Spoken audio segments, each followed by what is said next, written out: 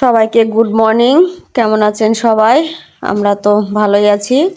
আজকে দুপুরে যা যা রান্না করলাম সব নিয়ে হাজির হয়েছি। এখানে রয়েছে উচ্ছে দিয়ে, আলু দিয়ে, পটল দিয়ে একটা ভাজি, গরম গরম ভাত, সাদা ভাত, ঝুরঝুরে সাদা ভাত, আর রান্না করেছি মাংসের ঝোল। দেশি মুরগি ছিল, দেশি মুরগির পাতলা করে একটা ঝোল করেছি। আমার রান্নাটা আজকে কেমন হয়েছে একটু খাওয়া দাওয়াটা করে আপনাদের দেখিয়ে দিচ্ছি। আগে তো ভিডিও করেছি শুধু রান্নাটার, আজকে থেকে খাওয়া দাওয়ার ভিডিওটা একটু একটু করে দেখিয়ে দেব। প্রথমেই তিনজনের থালে খাবারটা বেড়ে নিয়েছি। ছেলেটা আবার ভাজিটা খায় না, ওকে শুধু মাংস তরকারিটা দিয়ে দিচ্ছি। একটা আলু দিয়ে দিলাম আর দিয়ে দেবো 2 পিস মাংস। খাবারটা আবার পরে যদি লাগে আবার দিয়ে দেব।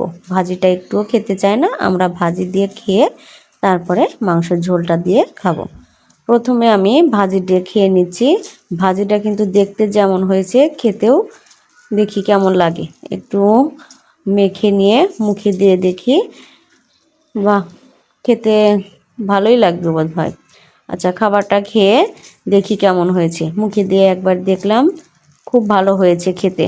এখন পুরো ভাজিটা দিয়ে ভালো করে ভাতটা মেখে নিয়েছি। 2-একটা পটল দিয়েছিলাম তো সেজন্য মাখো মাখো হয়েছে।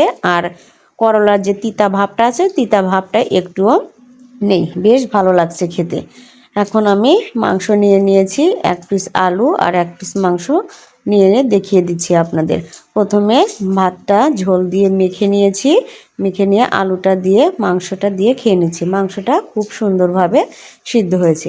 এই ছিল আজকে আমাদের রান্নাবাড়ি খাওয়া দাওয়া। ভিডিওটি ভালো লাগলে ধন্যবাদ সবাইকে।